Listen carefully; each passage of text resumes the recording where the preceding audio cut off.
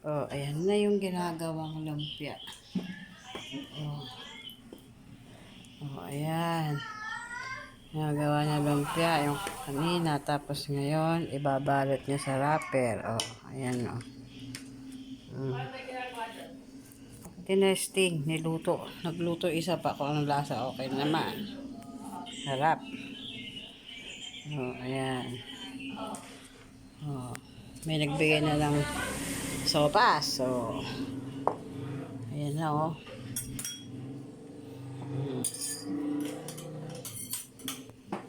Ito mamaya spaghetti. Kalahating kilo lang. Niluluto namin spaghetti. Para di masira. Ang daming handa mga kapitbahay. Ayun na yung prutas namin. May wine pa kami. Galing sa work ni Kuya Dan. Ayan o.